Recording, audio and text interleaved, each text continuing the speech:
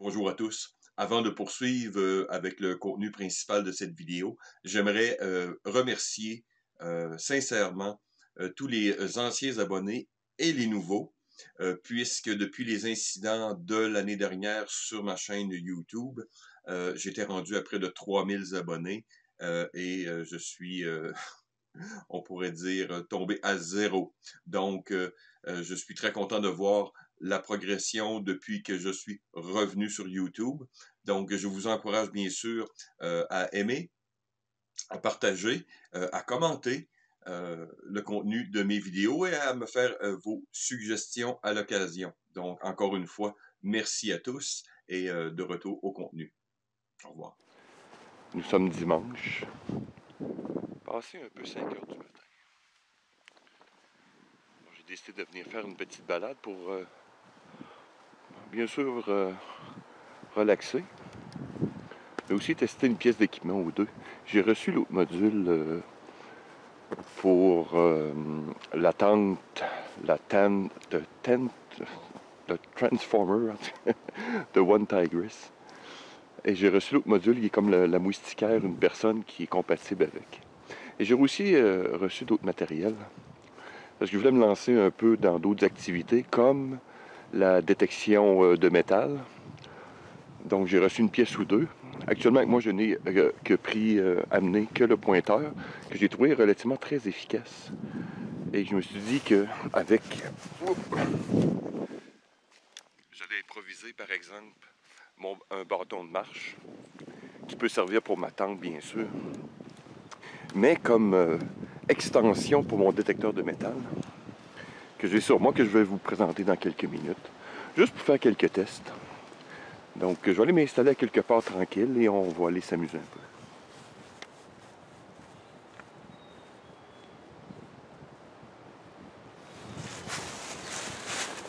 Hop. Alors,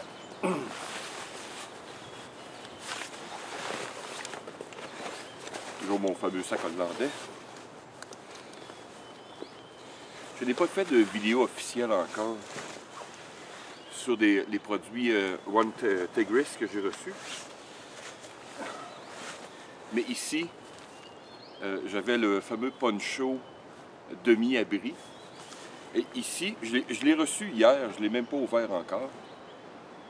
C'est supposé être comme l'abri, pas l'abri, mais la moustiquaire pour une personne. Donc, il comprend comme le top qu'on appelle comme le bain et la moustiquaire par-dessus. Et elle est compatible avec des produits One Tigress, comme le poncho abri. Donc, je les ai gardés en stock. Peut-être que je vais faire une vidéo tantôt. Mais aujourd'hui, ce qui m'intéressait, c'était ceci. Non, ce n'est pas ce que vous pensez, mais c'est un pointeur de précision pour la détection de métal. Donc, je n'étais pas l'expert avant tout. Je connais bien sûr les principes, mais j'ai regardé plusieurs vidéos. Donc, on voit typiquement se promener, évidemment, que ce soit d'un point de vue militaire ou civil, bon, avec le manche et l'assiette, et bip, bip, bip, bip. Donc, j'en ai un à mon bureau.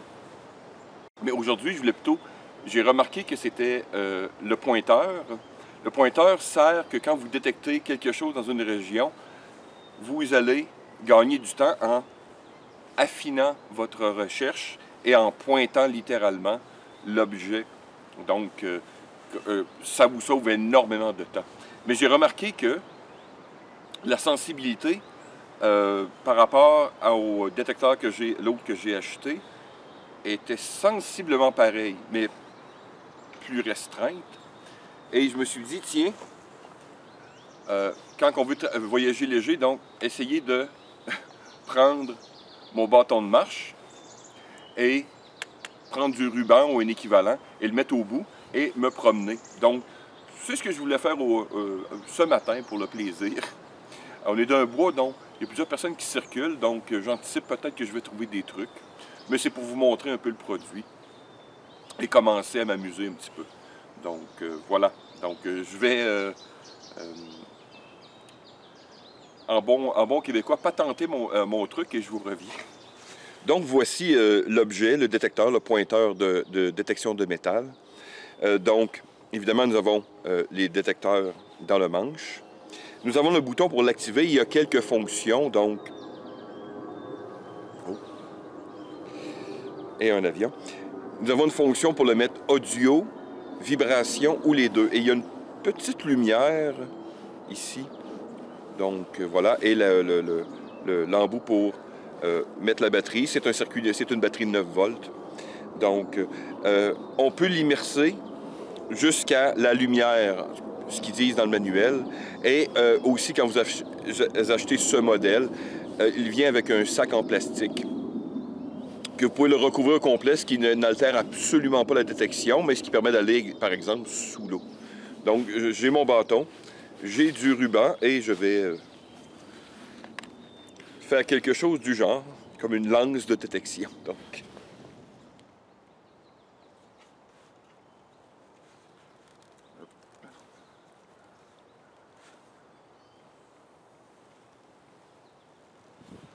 j'essaie de garder le ventre, enfin, ce que je comprends par en dessous, puisqu'il y a une détection précise vers l'avant, mais une détection latérale plus large sur les côtés. Donc, voilà, je crois que tout devrait être correct. Maintenant, allons essayer ce truc. Donc voilà, ici, nous avons le bouton pour activer. Donc, il dit, il fait 2 bips. Vous avez de la lumière.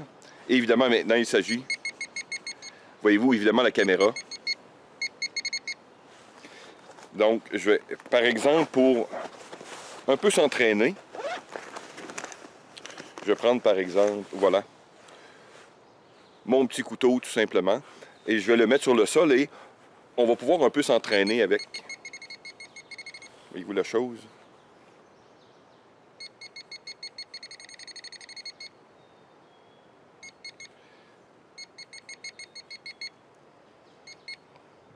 Donc voilà, on va se donner un exemple.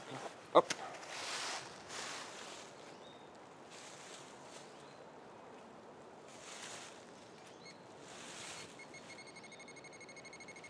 Voilà, ça semble bien fonctionner. Évidemment, la distance me semble moins... je peux dire la profondeur de détection semble beaucoup moindre qu'un détecteur régulier, mais quand même assez intéressant. Tout au moins pour la surface, je dirais peut-être... Donc on pourrait dire peut-être environ 3-4 pouces, 10 cm peut-être. Donc je vais aller m'amuser un petit peu à travers ici. Là. Je ne crois pas trouver des miracles, mais qui sait? Tout au moins, ça va peut-être m'aider à trouver des déchets et aider à nettoyer la forêt, qui sait? Alors on va aller s'amuser un peu.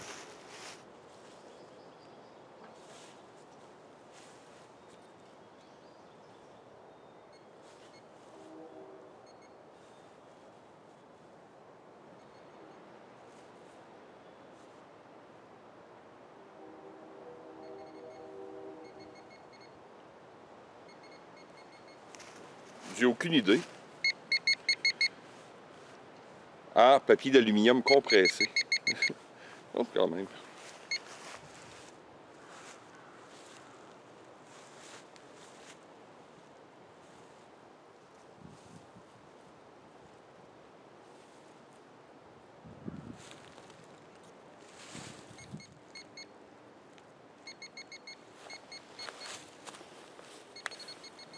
J'ai oublié d'amener ma pelle, je l'ai laissée sur mon bureau avant de descendre.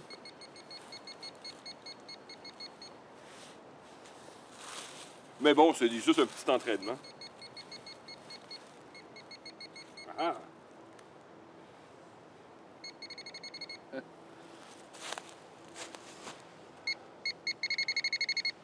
Un gros bouchon de bière. Intéressant pareil, c'est un bon entraînement quand même. Et ça, ce n'est que le pointeur de précision, donc je dois en oublier un peu partout. J'avoue que plus on commence, ça devient très addictif. Continuons. Et juste quand je repartais, ça doit être encore un bouchon, mais bon.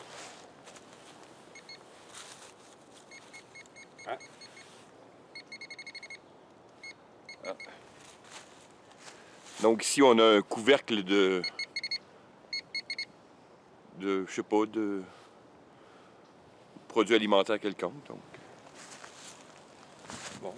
Poursuivons jusqu'à ce que j'aille d'autres bips. Voilà.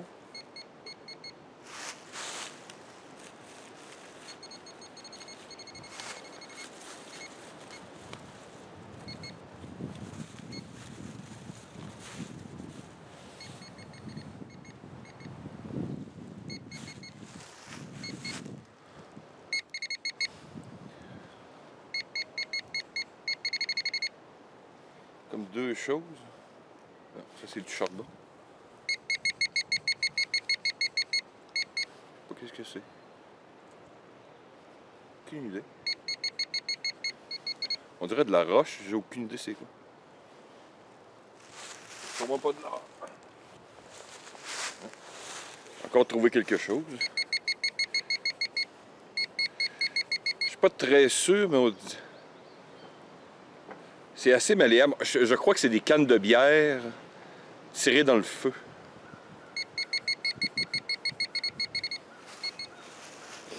Encore. C'est intéressant, je fais une détection peut-être à toutes les 2-3 minutes. Évidemment, rien de fortune. Mais c'est très intéressant quand même. Je vous dis, ça devient très addictif.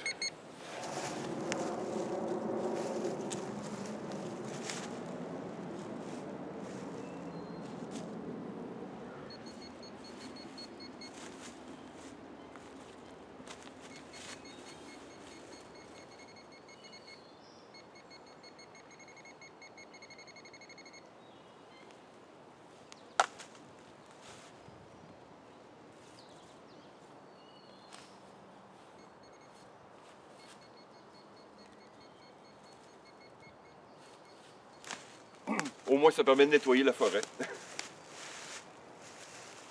Si je viens de découvrir, bon, on va repartir. Idéalement, évidemment, on prendrait des marqueurs de terrain. Par exemple, je vois dans les kits militaires, il y a des kits qu'on peut trouver, des kits de détection de mines, qui contiennent des dizaines et des dizaines de petits drapeaux. Ça peut être intéressant.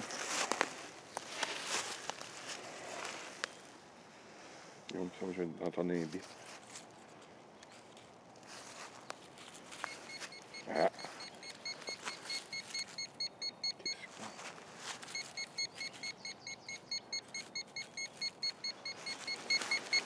Oh.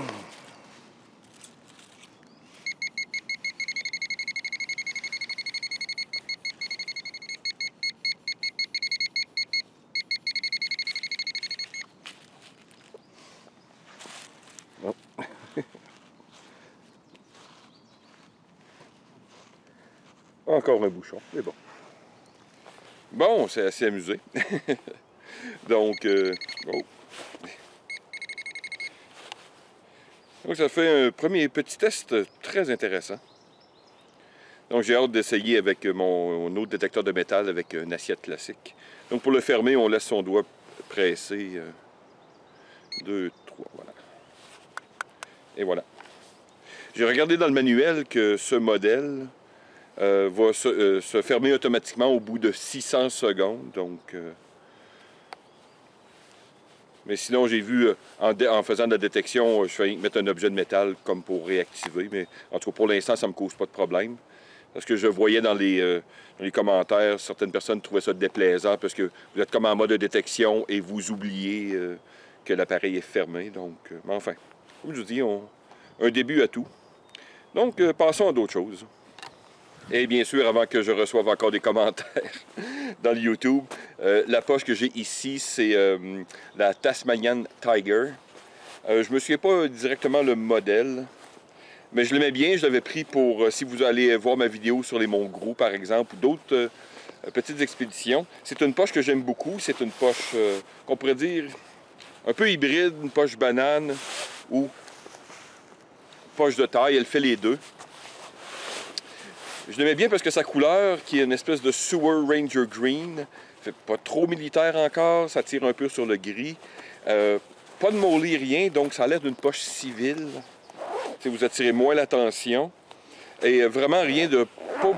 pas de flafla avec ce sac-là. Vous avez une entrée à double curseur sur le dessus qui permet de quand même une bonne contenance. Vous avez une poche à l'avant, une poche rapide qui contient...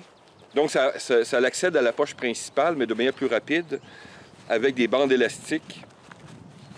Donc quand vous avez des équipements rapides, peut-être une lampe de poche, je vois que ça pourrait rentrer un petit chargeur aussi, exemple, genre 9 mm. Vous avez une bande velcro. Donc, et vous avez à l'avant ici une poche, petite poche pour des équipements d'hiver. Donc, je m'étais déjà fait demander. La fermeture ici est sécuritaire, donc vous avez ici. Donc, ne peut pas se détacher. À l'arrière, vous avez une espèce de caoutchouc de sécurité, donc qui réduit le déplacement, et deux bandes passantes environ pour 5 cm. Donc, il y a plusieurs manières de l'ajuster. Vous pouvez cacher la ceinture, passer par-dessus. J'ai vu que ça se porte bien comme, entre autres, chest rig. Donc, c'est une poche que j'aime beaucoup, ou que j'ai appris à apprécier avec le temps. Donc, on peut l'ajuster. Vous voyez, se la mettre à l'avant, travailler, la retourner, refaire ce qu'on a à faire. Donc, voilà, petit détail encore. C'est une balade du dimanche, donc on va sauter de sujet de tout et de rien. Pas besoin de détecteur de métal pour trouver ça. Sur le côté de la route, je sais qu'il y a des gens qui viennent, pour les amoureux de cette forêt-ci, viennent nettoyer régulièrement. Donc, oh, encore là.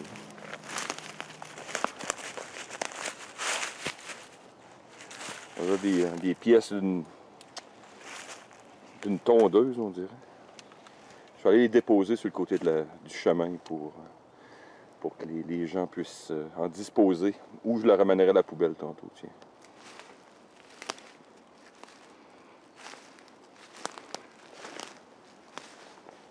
Je ne sais pas si on peut le voir bien à la caméra, mais avec le type de végétation. On voit qu'on est dans les feuillus. Puis ici, on voit la ligne des conifères. C'est toujours une ligne stratégique, puisqu'ici, j'ai des lièvres, des chevreuils, plusieurs types de créatures. Donc, c'est une ligne stratégique si on veut des fois les surprendre. Mais je crois qu'avec tout le bruit que je fais, c'est eux qui m'aperçoivent bien avant eux. Ah. Je crois qu'on arrive dans un endroit plus humide.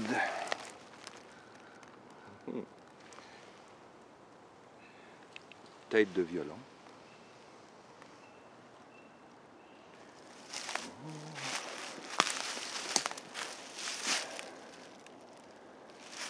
Des beaux trous à lièvres. Évidemment, les terres boueuses sont un endroit parfait pour faire du pistage. Très belle trace de chevreuil.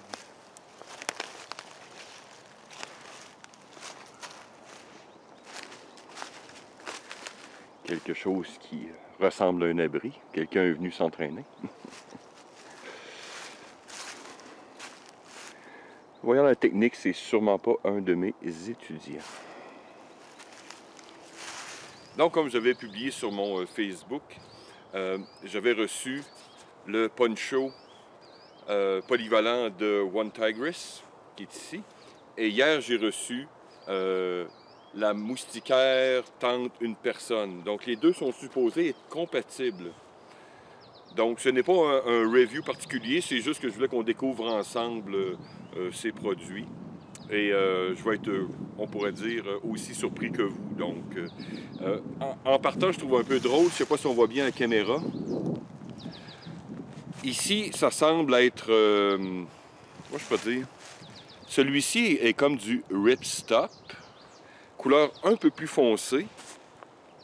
Et l'autre semble être conventionnel, donc un polyester conventionnel. Donc, je ne sais pas si ça veut dire que c'est une ancienne fabrication et une nouvelle, j'en ai aucune idée. En lisant quelques reviews, j'ai vu des inconsistances dans les manufacturiers. Donc, ça pourrait être le cas ici.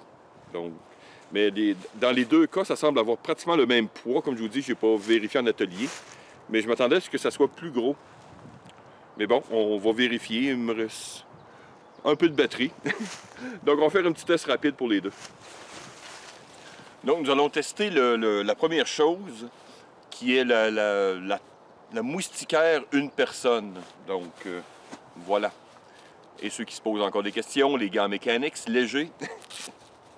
Jusqu'à date, ça fait déjà au moins 2 ans que je travaille avec. Et surprenamment, très efficace. J'aime beaucoup.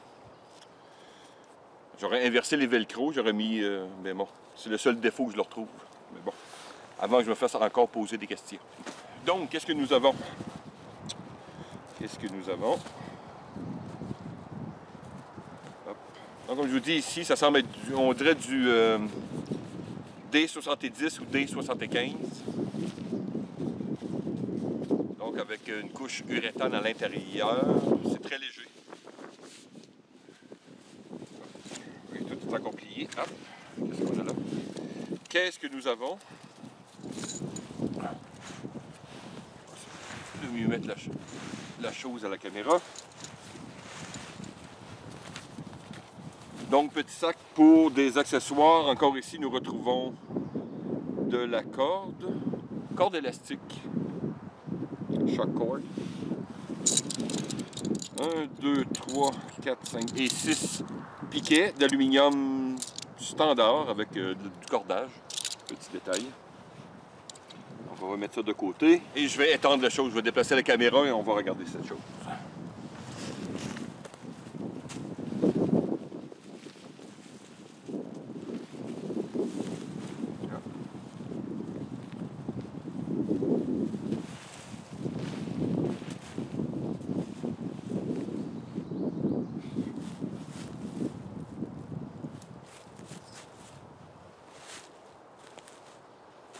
On va ajuster la caméra.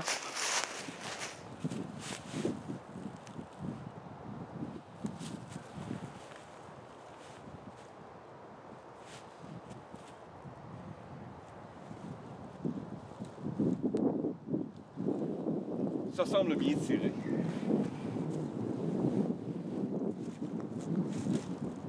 Ok, il semble avoir comme une asymétrie vers l'avant, donc je suis du bon côté. Et un œillet, donc pour un bâton, donc c'est ce que je vais faire, sûrement en tirant une corde ici. Mais cette fois-ci, au lieu des cordages, j'ai amené... J'ai amené mes élastiques classiques que j'utilise pratiquement dans tous mes abris, donc bâton de marche. Voyons, amusons-nous.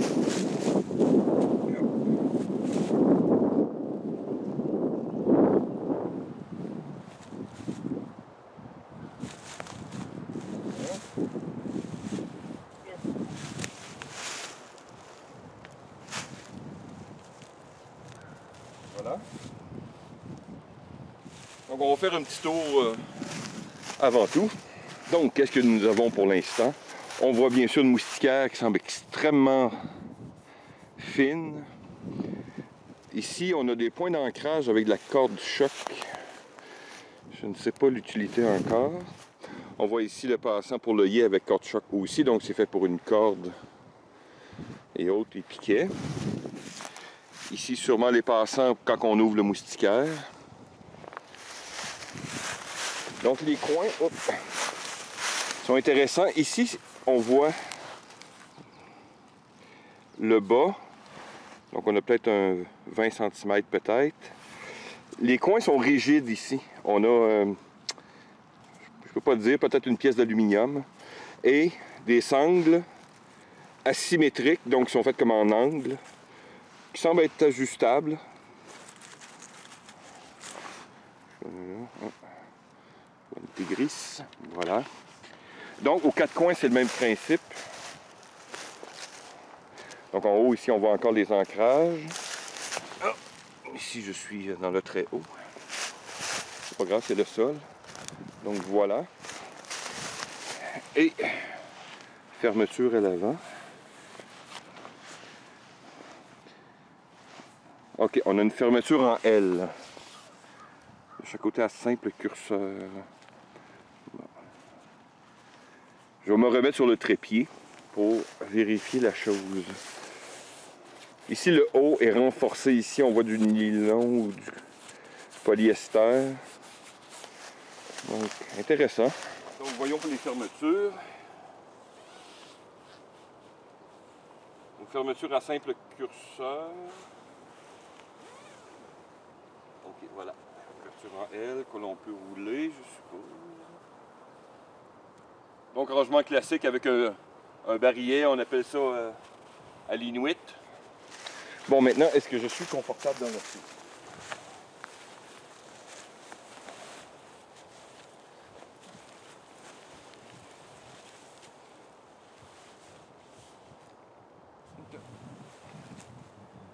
C'est, comme vous savez, 1m88, 6 pieds 2. Et j'arrive vraiment pied et ma tête au bout. Mais le bain qu'on appelle le tub fait que c'est correct. J'ai moins les pieds qui accoteraient dans une tente conventionnelle.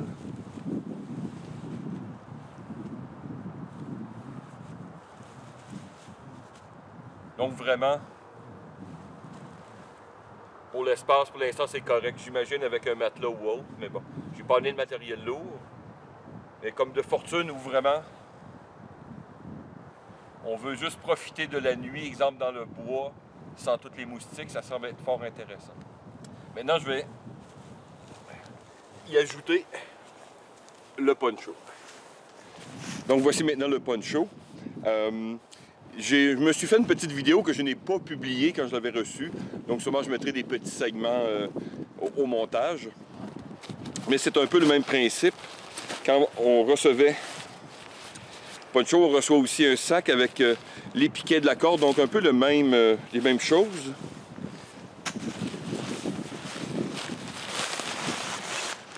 Donc le sac aussi, même style de sac, on peut voir. Et comme je vous dis, je vous montrerai au montage là, de quoi j'ai l'air quand il est en mode poncho. Mais aujourd'hui, je veux le mettre en mode abri avec le moustiquaire. Donc voilà. Il me reste très peu de batterie, donc je vais faire vraiment des petites vidéos courtes, puis je vais améliorer le tout au montage.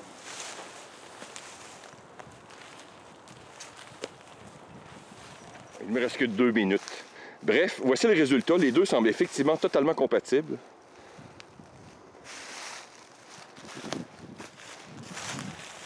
Les piquets sont décalés, mais ça agit pratiquement comme un double toit. Les deux structures se touchent très peu.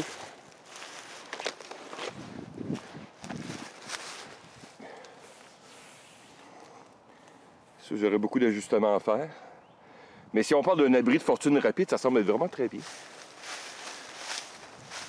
Donc je vais couper, prendre une photo et on se revoit peut-être dans mon bureau à plus tard.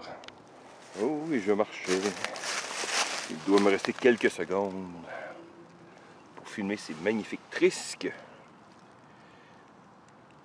Très belles fleurs.